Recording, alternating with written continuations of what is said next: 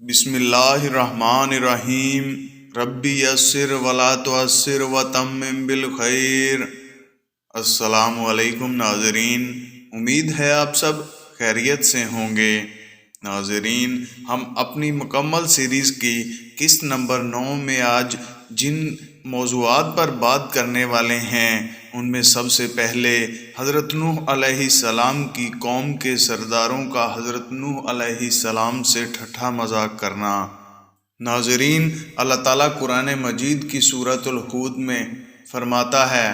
اور نوح علیہ السلام نے کشتی بنانی شروع کی، اور جب اس کی قوم کے سردار اس کے پاس سے گزرتے تو اس سے مذاق کرتے،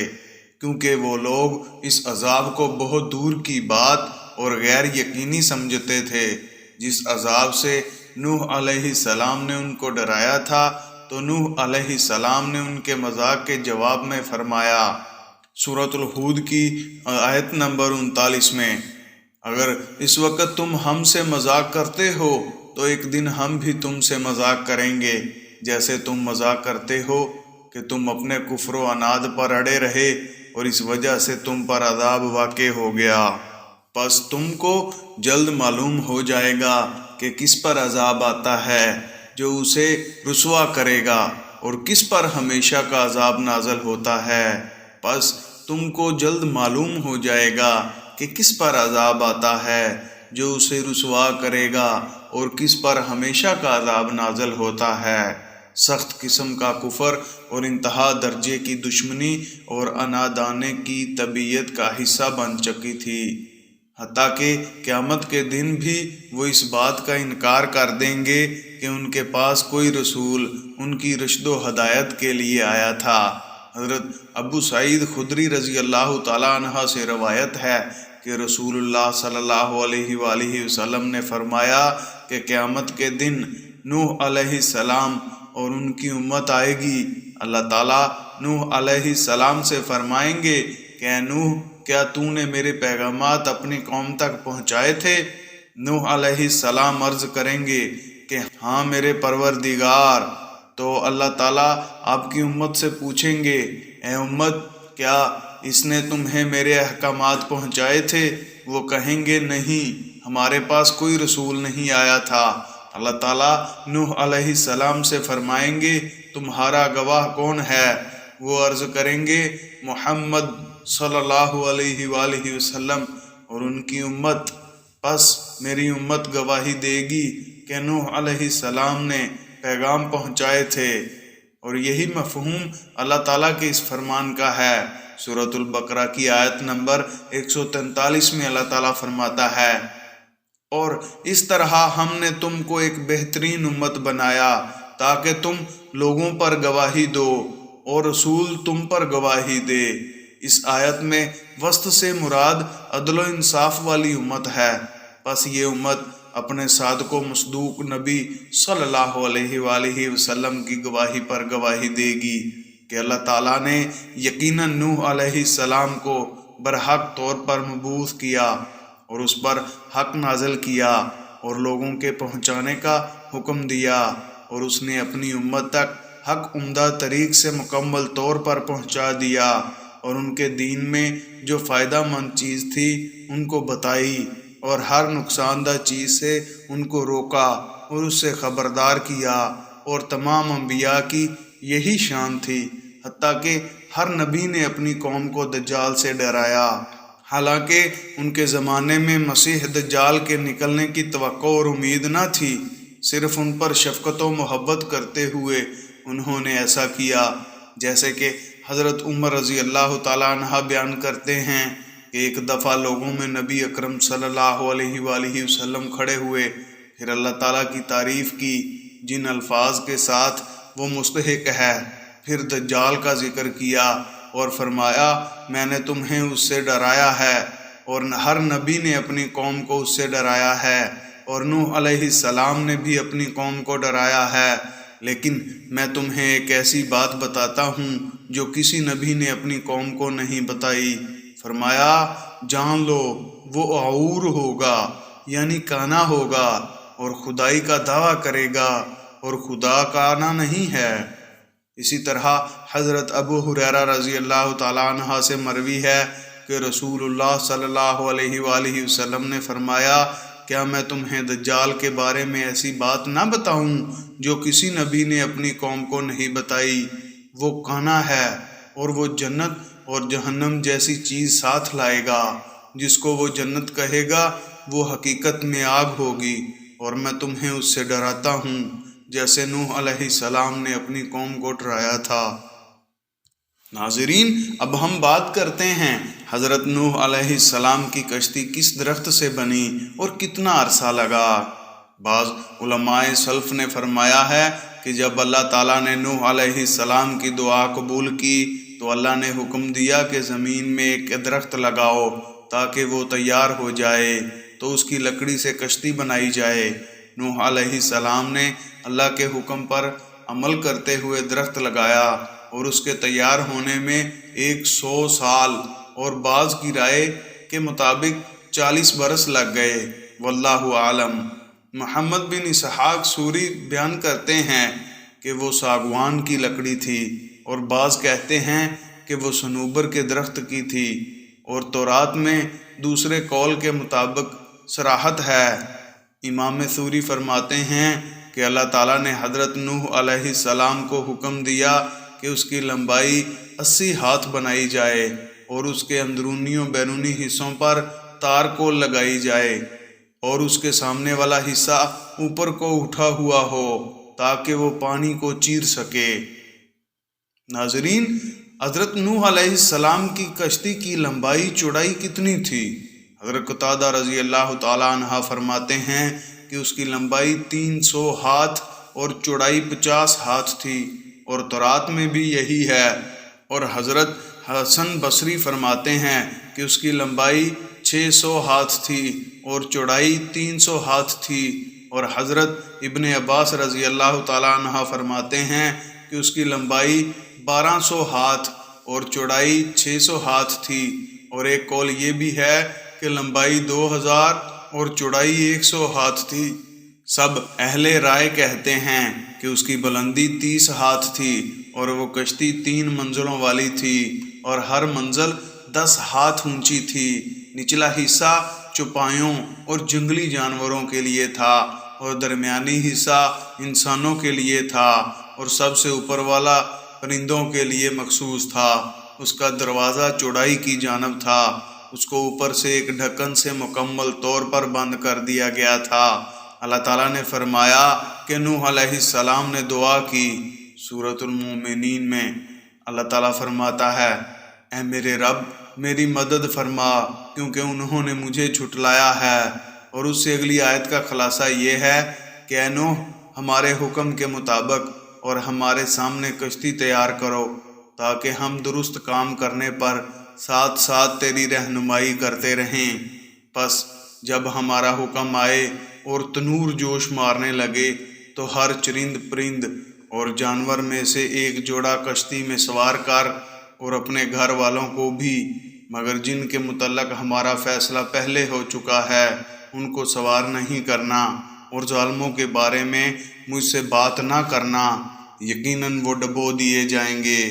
یعنی اللہ تعالیٰ نے پہلے ہی نوح علیہ السلام کو بتا دیا تھا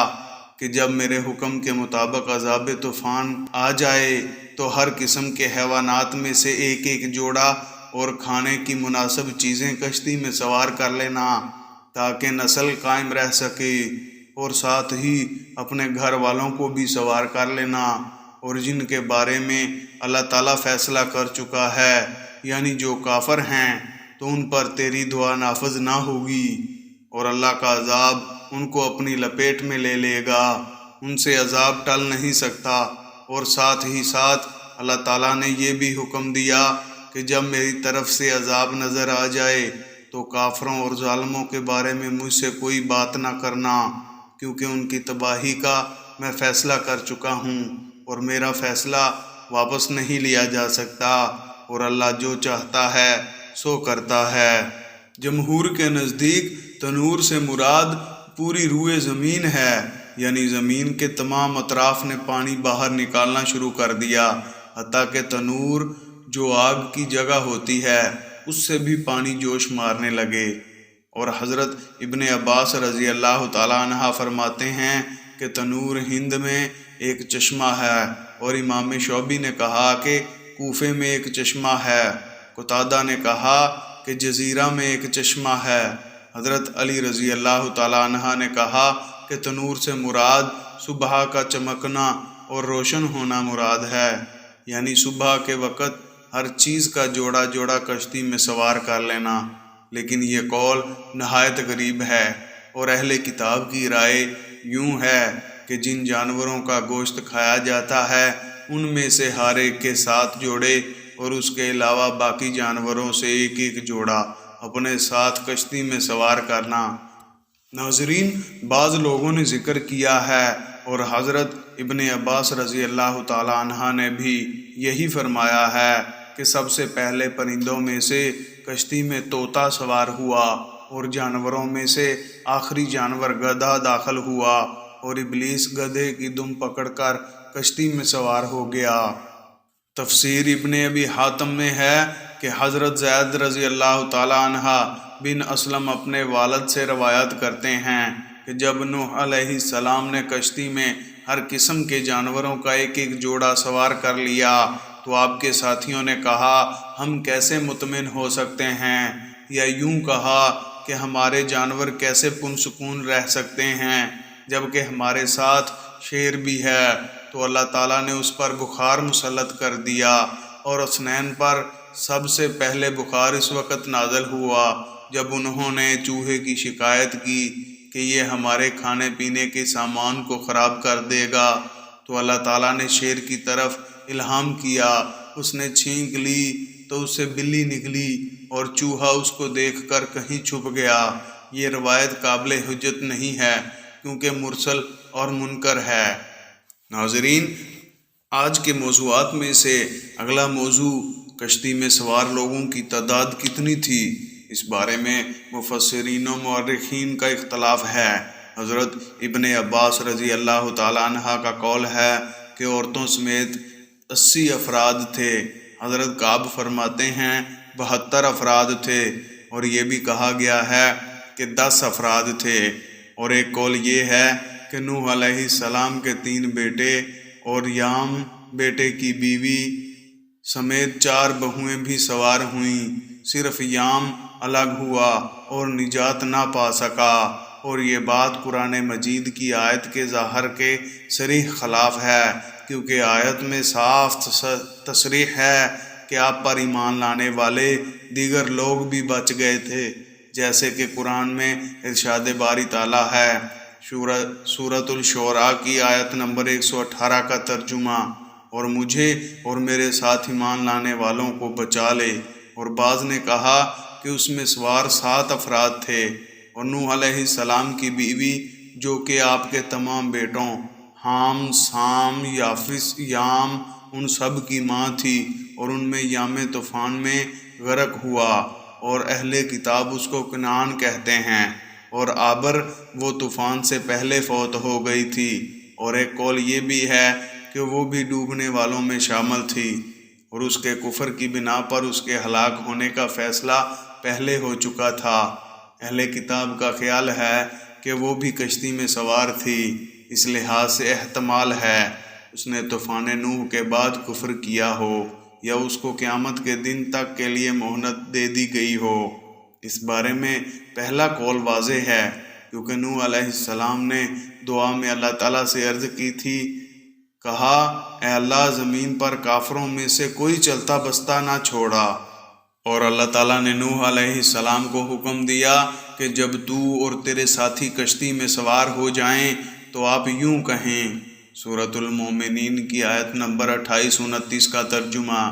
تمام تعریفیں اللہ کے لیے ہیں جس نے ہم کو ظالموں سے نجات بخشی، اور یہ بھی دعا کرنا کہ اے پروردگار ہم کو مبارک جگہ اتارنا، اور تو سب سے بہتر اتارنے والا ہے۔ اور اللہ تعالیٰ نے نوح علیہ السلام کو حکم دیا کہ وہ اللہ تعالیٰ کی اس بات پر حمد و تعریف کریں کہ اس نے کشتی کو ہمارے لیے مطیع و مسخر کر دیا اور اس کے ساتھ نجات دی، میرے اور میری قوم کے درمیان فیصلہ کیا، اور میری مخالفت اور تکذیب کرنے والوں کو ہلاک کر کے میری آنکھ کو ٹھنڈا کیا، جیسے کہ اللہ تعالیٰ سورہ زخرف میں فرماتا ہے، اور جس نے تمام قسم کے حیوان پیدا کیے اور تمہارے لیے کشتیاں اور چوپائے بنائے جن پر تم سوار ہوتے ہو تاکہ تم ان کی پیٹھ پر چڑھ بیٹھو، اور جب ان پر بیٹھ جاؤ پھر اپنے پروردگار کے احسان کو یاد کرو اور کہو وہ ذات پاک ہے جس نے ان کو ہمارے زیر فرما دیا اور ہم میں طاقت نہ تھی کہ اس کو اپنے بس میں کر لیتے، اور ہم اپنے پروردگار کی طرف لوٹ کر جانے والے ہیں۔ اسی طرح ہر کام کے شروع میں خیر و برکت کی دعا کا حکم ہے تاکہ ان کا انجام اچھا ہو، جیسے کہ اللہ تعالیٰ نے نبی کریم صلی اللہ علیہ وآلہ وسلم کو مکہ سے مدینہ کی طرف ہجرت کے موقع پر حکم فرمایا کہ یوں دعا کرو۔ سورۃ الاسراء کی آیت نمبر 180 کا ترجمہ، اور کہو کہ اے پروردگار مجھے مدینے میں اچھی طرح داخل فرما اور مکے سے اچھی طرح نکال، اور اپنے ہاں سے زور و قوت کو میرا مددگار بنا۔ اور فرمایا سورۃ الہود کی آیت نمبر 41 کا ترجمہ، اس میں سوار ہو جاؤ اور اللہ کے نام کے ساتھ ہی اس کا چلنا اور ٹھہرنا ہے، بے شک میرا رب بہت بخشنے والا اور بہت ہی مہربان ہے۔ یعنی اس کے چلنے کی ابتدا اور انتہا اللہ کے نام کے ساتھ ہے۔ میرا رب معاف کرنے والا ہے اور مہربانی کرنے والا ہے اور دردناک سزا دینے والا بھی ہے۔ مجرم قوم سے اس کی سزا اور عذاب دور نہیں کیا جا سکتا، جیسے کفر کرنے والے اور غیر اللہ کی عبادت کرنے والے لوگوں پر اس کا عذاب نازل ہوا۔ اور کشتی کی کیفیت کو اللہ نے اس طرح سے بیان فرمایا، سورۃ الہود کی آیت نمبر 42 کا ترجمہ، کہ وہ پہاڑوں جیسی موجوں میں ان کو لے کر چل رہی تھی، کیونکہ زمین پر اللہ تعالیٰ نے اتنی بارش کر دی تھی کہ اس سے پہلے اور اس کے بعد کبھی اتنی بارش نہیں ہوئی، گویا مشکوں کے منہ کھول دیے گئے، اور تمام کناروں اور راستوں سے زمین کو پانی ابلنے کا حکم دیا گیا، جیسے کہ اللہ پاک نے ارشاد فرمایا۔ سورۃ القمر کی آیت نمبر 10 سے لے کر 13 تک کا ترجمہ، پس اس نوح نے اپنے رب سے دعا کی کہ میں بے بس ہوں، تو میری مدد فرما۔ پس ہم نے آسمانوں کے دروازوں کو زور کے میںہ کے ساتھ کھول دیا اور زمین سے چشموں کو جاری کر دیا، تو پانی ایک کام کے لیے جو مقدور ہو چکا تھا جمع ہو گیا، اور ہم نے اس کو تختوں اور میخوں والی کشتی پر سوار کر دیا جو ہماری حفاظت اور نگرانی میں ہماری آنکھوں کے سامنے چل رہی تھی۔ یہ بدلہ ہے اس کی طرف سے جس کا انکار کیا گیا۔ ابن جریر وغیرہ نے ذکر کیا ہے کہ قبطی حساب سے ماہ آب کی 13 تاریخ کو طوفان آیا ہے، اور ارشاد باری تعالیٰ ہے سورۃ الحاقہ کی آیت نمبر 12 کا ترجمہ، جب پانی طغیانی پر آیا تو ہم نے تم لوگوں کو کشتی میں سوار کر لیا تاکہ اس کو تمہارے لیے یادگار بنائیں اور یاد رکھنے والے کان اسے یاد رکھیں۔ مفسرین کی ایک جماعت نے کہا ہے مفسرین کی ایک جماعت نے کہا ہے کہ زمین میں پانی پہاڑ کی چوٹی پر سے 15 ہاتھ اوپر اونچا ہو گیا تھا، اور اہل کتاب کے ہاں بھی اسی طرح ہے، اور بعض نے کہا کہ 80 ہاتھ اونچا ہوا، اور اس نے زمین کے طول و عرض، نرم و سخت پہاڑی، میدانی، ریتلے ہر قسم کے علاقوں کو گھیرے میں لے لیا، اور روئے زمین پر کوئی آنکھ حرکت کرنے والی باقی نہ رہی، اور نہ چھوٹوں یا بڑوں میں سے کوئی زندہ رہا۔ حضرت امام مالک نے زید بن اسلم سے نقل کیا ہے کہ اس زمانے کے لوگوں نے میدانی اور پہاڑی علاقوں کو بھرا ہوا تھا، اور زید بن اسلم کہتے ہیں کہ زمین کے ہر ٹکڑے اور علاقے کا کوئی نہ کوئی مالک اور نگہبان موجود تھا۔ اور نوح علیہ السلام نے اپنے بیٹے کو پکارا جبکہ وہ الگ تھلگ تھا، اے میرے بیٹے ہمارے ساتھ کشتی میں سوار ہو جا اور کافروں میں سے نہ ہو۔ اس نے جواب میں کہا کہ میں ابھی پہاڑ سے جا لگوں گا، وہ مجھے پانی سے بچا لے گا۔ نوح علیہ السلام نے فرمایا کہ آج خدا کے عذاب سے کوئی بچانے والا نہیں اور نہ کوئی بچ سکتا ہے مگر جس پر خدا رحم کرے۔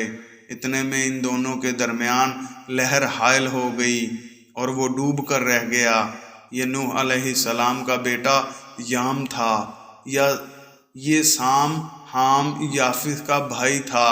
اور یہ بھی کہا گیا ہے کہ اس کا نام کنعان تھا۔ وہ کافر تھا، اس کے اعمال اچھے نہ تھے، اس نے اپنے باپ کے دین اور مذہب کی مخالفت کی، جبکہ نوح علیہ السلام کے اجنبی اور غیر رشتہ دار لوگ نجات پا گئے، کیونکہ وہ نوح علیہ السلام کے دین و مذہب کو تسلیم کرتے تھے۔ اور ناظرین، اللہ تعالیٰ قرآن مجید میں ارشاد فرماتا ہے، سورۃ الہود کی آیت نمبر 42 اور 43 کا ترجمہ، اور کہا گیا اے زمین اپنا پانی نگل جا، اور اے آسمان رک جا، اور پانی خشک کر دیا گیا اور کام پورا کر دیا گیا، اور کشتی جو دی پہاڑ پر جا رکی، اور کہا گیا کہ ظالم قوم پر لعنت ہو، یعنی غیر اللہ کی عبادت کرنے والوں میں سے کوئی باقی نہ بچا۔ تو اللہ تعالیٰ نے زمین کو پانی نگل لینے کا حکم دیا اور آسمان کو تھم جانے کا حکم دیا۔ اس طرح ان پر عذاب و عطاب واقع ہوا جو اللہ کے علم کے مطابق تقدیر میں لکھا جا چکا تھا، جیسا کہ اللہ تعالیٰ نے فرمایا انہوں نے نوح علیہ السلام کی تکذیب کی، پس ہم نے اس کو اور اس کے ساتھیوں کو کشتی میں سوار کر کے بچا لیا، اور جنہوں نے ہماری آیات کو جھٹلایا ان کو ڈبو دیا، بے شک وہ اندھی قوم تھی۔ ایک اور جگہ اللہ تعالیٰ نے ارشاد فرمایا، پس انہوں نے اس کو جھٹلایا تو ہم نے اس کو اور اس کے ساتھیوں کو کشتی میں سوار کر کے نجات دی، اور ہم نے اس کے ساتھیوں کو زمین میں خلیفہ بنایا،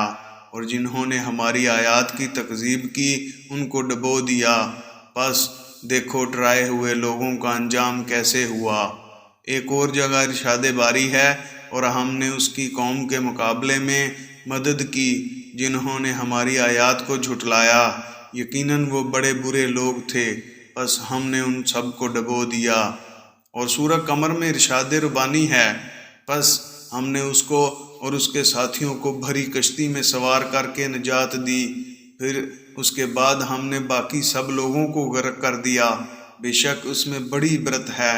اور وہ اکثر ایمان والے نہیں تھے، اور یقیناً تیرا رب غالب ہے اور رحم کرنے والا ہے۔ اور سورۃ العنکبوت میں ارشاد فرمایا، پس ہم نے اس کو اور کشتی والوں کو نجات دی، اور ہم نے اس کشتی کو عبرت و نشانی بنا دیا۔ اور سورۃ القمر میں اللہ تعالیٰ ارشاد فرماتا ہے، اور تحقیق ہم نے اس واقعہ کو نشانی بنا کر باقی رکھا، پس کیا کوئی نصیحت پکڑنے والا ہے؟ پس بتاؤ میرا عذاب اور میری ڈرانے والی باتیں کیسی رہیں۔ اور تحقیق ہم نے قرآن کو نصیحت کے لیے آسان کر دیا، پس کیا کوئی نصیحت حاصل کرنے والا ہے؟ سورۃ نوح میں اللہ تعالیٰ نے ارشاد فرمایا، اور وہ اپنی غلطیوں کی وجہ سے ڈبو دیے گئے، پس آگ میں داخل کر دیے گئے، اور اللہ کے سوا انہوں نے اپنے مددگار نہ پائے۔ اور نوح نے کہا کہ اے میرے رب، تو روئے زمین پر کسی کافر کو رہنے سہنے والا نہ چھوڑا، اگر تو انہیں چھوڑ دے گا تو وہ تیرے اور تیرے بندوں کو گمراہ کر دیں گے، اور یہ فاجروں اور ڈھیٹ کافروں کو ہی جنم دیں گے۔ اور اللہ کی تعریف اور اس کا احسان ہے کہ اس نے نوح کی دعا کو قبول کیا اور ان میں سے کسی ایک کو بھی باقی نہ چھوڑا۔ ام المومنین حضرت عائشہ رضی اللہ تعالیٰ عنہا سے مروی ہے کہ رسول اللہ صلی اللہ علیہ وآلہ وسلم نے فرمایا کہ قوم نوح میں سے اللہ تعالیٰ اگر کسی پر رحم کرتا تو بچے کی ماں پر رحم کرتا۔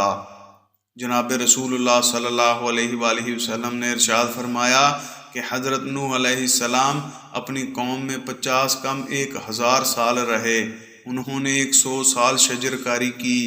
وہ درخت بڑے ہوئے تو ان کو کاٹا اور ان کی کشتی تیار کی، تو جب لوگ ان کے پاس سے گزرتے تو ان سے مذاق کرتے اور کہتے کہ دیکھو خشکی میں کشتی بنا رہا ہے، وہ کیسے چلے گی؟ تو حضرت نوح علیہ السلام فرماتے تمہیں جلد ہی معلوم ہو جائے گا۔ جب نوح علیہ السلام کشتی سے فارغ ہوئے تو زمین سے پانی ابلنے لگا اور گلیوں میں پھیلا، تو ایک بچے کی ماں بچے پر ڈری، اس کو بچے سے بہت ہی زیادہ محبت تھی، اور وہ اس کو لے کر پہاڑ کی طرف نکلی اور ایک تہائی بلندی تک پہنچی۔ جب پانی وہاں تک بھی پہنچ گیا، وہ بچے کو لے کر پہاڑ کی چوٹی پر چلی گئی۔ جب پانی اس کی گردن تک پہنچا تو اس نے بچے کو دونوں ہاتھوں کے ساتھ اوپر اٹھا لیا، مگر وہ دونوں ڈوب گئے۔ اگر اللہ تعالیٰ قوم نوح میں سے کسی پر رحم کرتا تو اس بچے کی ماں پر رحم فرماتا۔ یہ روایت غریب ہے، اور حضرت کعب الاحبار اور مجاہد رحمہ اللہ نے وغیرہ نے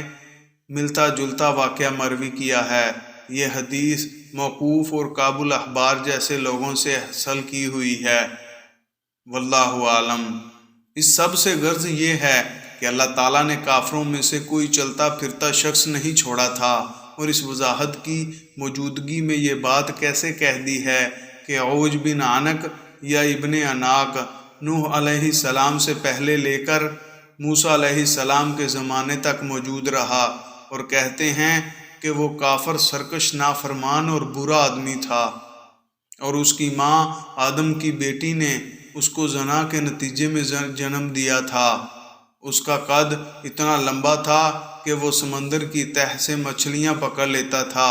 اور ان کو سورج سے بھون لیتا تھا، اور وہ نوح علیہ السلام کو کشتی میں سوار دیکھ کر کہتا تھا کہ یہ تیرا تھال کیا حیثیت رکھتا ہے، اور ان سے مذاق کرتا تھا۔ اس کا قد تقریباً 3333 ہاتھ تھا،